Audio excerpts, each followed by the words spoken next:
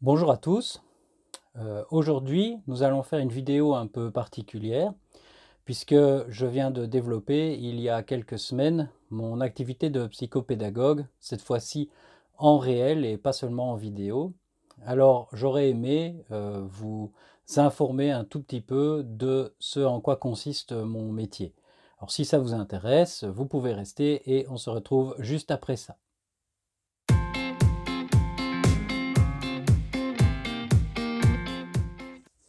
Bien, merci d'être resté. On va donc parler un petit peu de psychopédagogie. J'aimerais vous présenter l'activité que je viens de débuter en cabinet. Et avant de parler de ce que je fais en cabinet, j'aimerais qu'on parle un peu de l'école. C'est mon sujet favori, j'en parle beaucoup. Je vais encore en parler un peu ici, maintenant. On a tous été élèves, ou on l'est tous pour le moment, et on passe maintenant au minimum 13 ans à l'école. Alors, rares sont ceux qui arrivent à passer 13 ans à l'école sans rencontrer le moindre obstacle. Alors, on pourrait dire que l'école a une norme, elle a des codes, elle attend qu'on réponde d'une certaine manière à ce qu'elle demande. Alors, d'un point de vue culturel, certains enfants issus de certaines familles sont très en phase avec les codes de l'école et éprouvent donc peu de difficultés à répondre aux demandes de l'institution scolaire. Il y a d'autres enfants qui sont un peu éloignés des normes et qui rencontrent parfois quelques difficultés et des enfants qui sont vraiment très éloignés des codes scolaires et qui peuvent se sentir même délaissés par le système ou vraiment pas en phase avec ce dernier. Même pour les élèves qui sont vraiment en phase avec les codes scolaires, on n'est pas à l'abri de petites difficultés ponctuelles ou même plus importantes qui viendraient du contexte de vie, hein. Pas forcément d'un décalage avec l'école, mais de changements dans le contexte de vie. Alors, c'est à ce moment-là que j'interviens quand des élèves, pour une raison ou pour une autre, se retrouvent en décalage ou plus en phase avec l'école et qu'ils rencontrent ce qu'on appelle des difficultés d'apprentissage. Moi, je préfère dire des difficultés de vie scolaire. Alors, ce que moi je développe comme approche, c'est une approche qui est dite systémique. Vous allez voir qu'elle est systémique en deux sens. D'abord, essayons de définir ce que veut dire systémique. Alors, dans le mot systémique, on retrouve le mot système. Et un système, on sait, par exemple, comme une montre ou un ordinateur, que c'est un ensemble d'éléments qui fonctionnent pour arriver à un but commun. Ce que moi je vois comme première acception pour le mot systémique, c'est le fait qu'un enfant n'est jamais la cause unique de son problème d'apprentissage. Il vit dans un contexte familial, dans un contexte de société, dans le contexte d'une école, avec des amis, etc. Et donc, il est entouré de tout un tas d'éléments qui interagissent avec lui, mais qui interagissent aussi entre eux, sans que l'élève soit forcément au courant de ces interactions. Et toutes ces interactions finissent par engendrer des forces qui agissent sur l'élève. Il y a évidemment des forces négatives, on voit souvent le négatif, mais il y a dans tous les cas des forces positives. Parfois, elles sont un peu plus difficiles à trouver, mais ce sont néanmoins des forces positives. Et donc, c'est dans ce sens que ce que je fais, moi, dans la pratique de mon cabinet, c'est essayer de considérer l'ensemble du contexte de vie de l'enfant. C'est pour ça que les premières personnes que je rencontre, ce sont les adultes qui, eux, font la demande pour le jeune ou pour l'enfant, de manière à savoir ce qui est demandé, quelle est la question, quel est le problème. Ensuite, il est vraiment important que je rencontre aussi le jeune, l'enfant ou l'adolescent, de manière à savoir quelle est sa vision à lui ou à elle de sa situation. d'abord de sa situation à l'école, puis on peut aller un peu plus loin, pour explorer la situation de sa vie en entier, ou en tout cas le plus largement qu'on puisse explorer. Alors parfois, on rencontrera l'enfant seul pour qu'il puisse s'exprimer, sans être entravé par le regard, de ses proches. Parfois, l'enfant aura besoin d'être accompagné d'un proche pour pouvoir libérer, sa parole. C'est selon les cas. Ensuite, il est aussi important que je puisse rencontrer, les autres acteurs du milieu de vie, de l'enfant, de manière à pouvoir cerner les relations qui se tissent entre ces différents acteurs, les enjeux qui se présentent, qui se développent, pour pouvoir se faire une image, de ce contexte de vie, et cerner les forces qui agissent sur l'enfant, forces positives, forces négatives. Voilà en quoi, ma pratique ici ou ma vision est, dite systémique. Mais elle n'est pas seulement systémique dans ce sens, il y a une deuxième acception que je pourrais qualifier aussi de pluridisciplinaire. C'est-à-dire que, le regard que je vais poser sur, le milieu de vie, de l'enfant ou le regard que, l'enfant et moi et les autres acteurs ensemble allons construire sur la situation, peut se faire à travers différentes grilles de lecture. Je vais prendre, les principales auxquelles je pense. La première, c'est la grille de lecture évidemment, psychologique, qui nous permettra de voir, où sont les motivations, où sont les obstacles, hein, qui empêchent la motivation, quelles sont les causes d'un manque de confiance en soi, et cetera. Il y a aussi, une grille de lecture qui serait davantage, pédagogique, évidemment, où là on va s'intéresser au rapport direct entre l'enfant ou les adultes ou tout le contexte et les, concepts à aborder à l'école. Est-ce que tel, concept, ou tel type de concept est difficile à appréhender pour l'enfant? Quels sont les obstacles à l'apprentissage? Est-ce qu'on lui en demande trop? Est-ce qu'on lui en demande pas assez? Est-ce qu'il a des méthodes d'apprentissage qui ne sont pas prises en compte, par l'école? Et cetera. Il y a une, troisième grille, d'analyse à laquelle je pense, c'est la grille sociologique.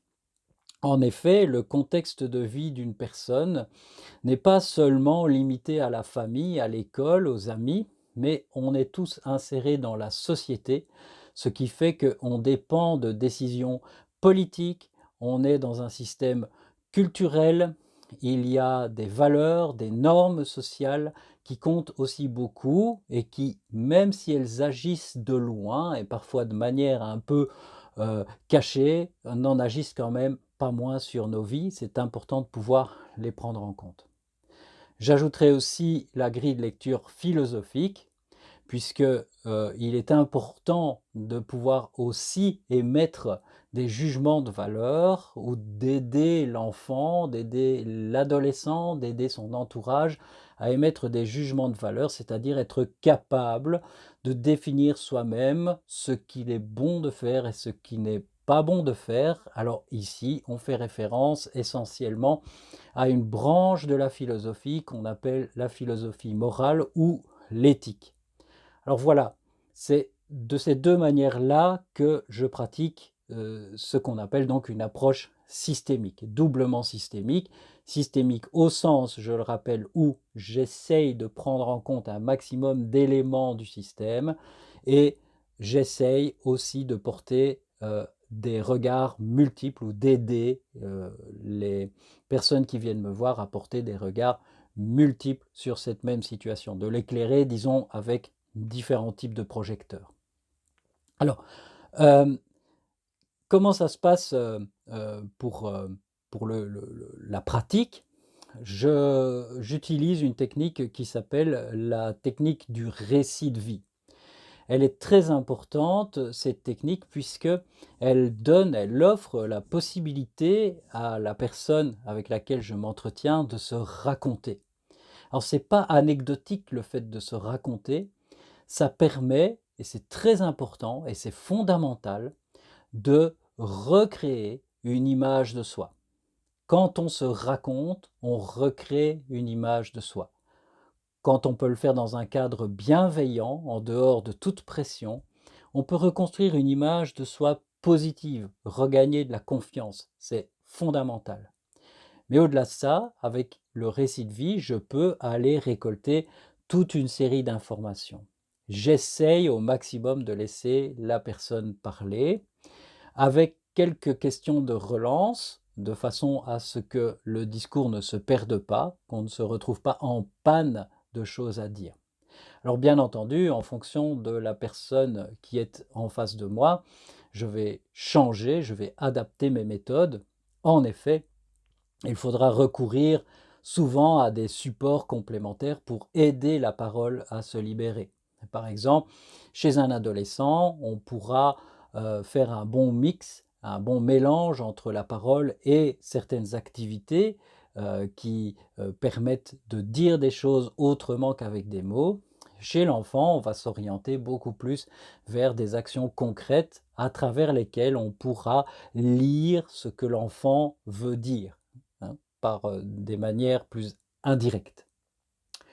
Alors, dernière chose que j'aimerais dire par rapport à mon activité, c'est que je veux que ça soit toujours concret. C'est-à-dire qu'on ne se limite pas à la conversation. J'ai dit tout à l'heure à quel point je trouve que c'est absolument important, mais il est important aussi de passer à l'action.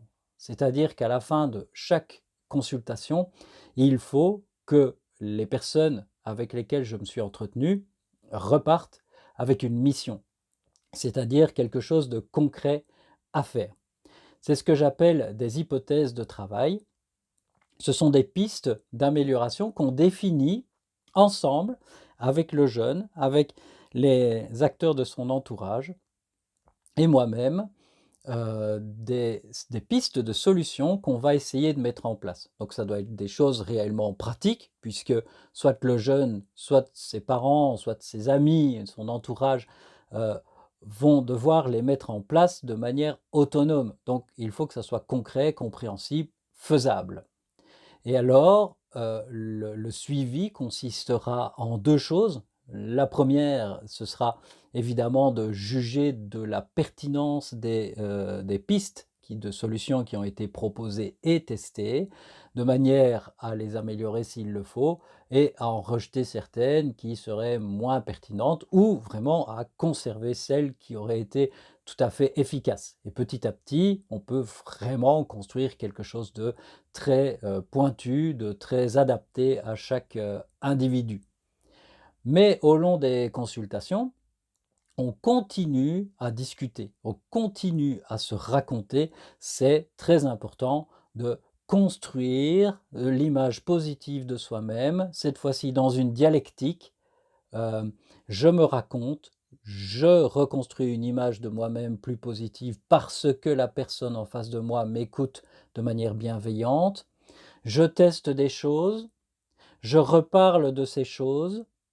En reparlant de ces choses, évidemment, on peut se faire une idée de la pertinence des pistes de solutions qu'on a testées, mais ça contribue à renforcer, à donner de la matière à se raconter encore et encore.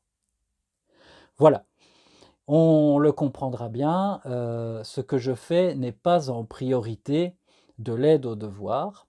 Je ne donne pas de cours de remédiation, ni des leçons sur comment s'organiser, comment gérer un planning. Alors bien sûr, si cela s'avère nécessaire lors d'un suivi de quelqu'un, on le fera, c'est certain, mais ce n'est absolument pas ma priorité. Ma priorité, c'est vraiment de porter sur la situation du jeune, un regard le plus, large possible, le plus complet possible, le plus systémique possible, de manière à ce que vraiment il puisse se remettre en phase avec le système scolaire tel qu'il fonctionne pour le moment. Voilà, j'espère avoir été suffisamment clair et précis et je suis vraiment très heureux que vous ayez suivi cette vidéo jusqu'au bout. Si vous avez des questions, franchement, n'hésitez pas à les laisser en commentaire, j'y répondrai le plus rapidement possible. En attendant, je vous dis au revoir.